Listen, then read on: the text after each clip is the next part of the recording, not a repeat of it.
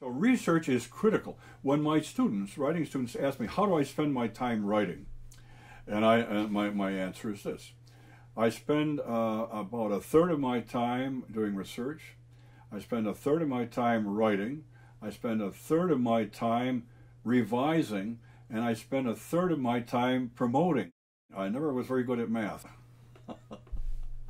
I've got a library of historical books, but I also do a lot of digging, and I do a lot of interviewing to find out different perspectives, contemporary perspectives that people have today.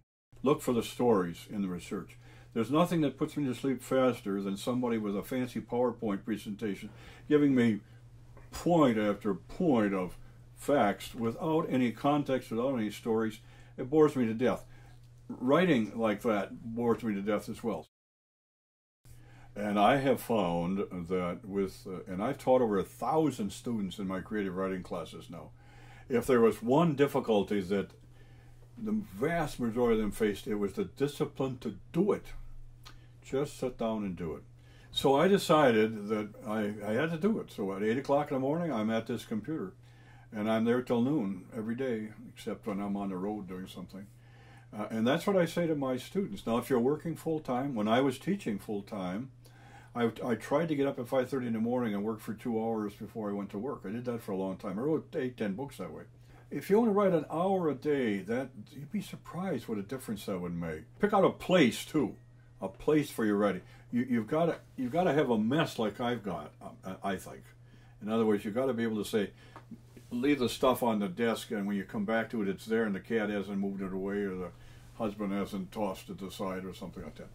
A lot of novels have been written on kitchen tables, I know that, but it's easier if you've got a place that's designated. And you know that when you sit down at that chair, by that desk, that's a place for writing. Not checking your email, not listening to your iPod, not doing all that stuff.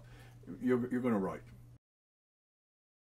Well, the best thing about writing is the fun of seeing words come up on now a screen. I used to be a typer, coming up on the screen that I don't know where they came from.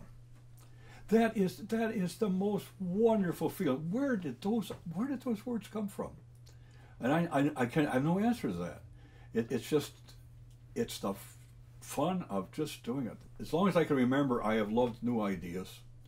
And that's one of the reasons that's the second thing I like about it, is the research. I am turning up stuff that I never knew existed, and it's just fun. I'm hearing stories from people I've never heard before, and some of them are true even.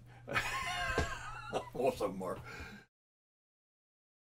Don't worry about grammar, don't worry about spelling, don't worry about what will my mother think. Don't worry about any of that stuff. Just do it. And I don't care if it's poetry, or it's fiction, or you're writing a short story, you're writing a kid's book, you're writing historical stuff that I'm doing. It doesn't matter. You just do it.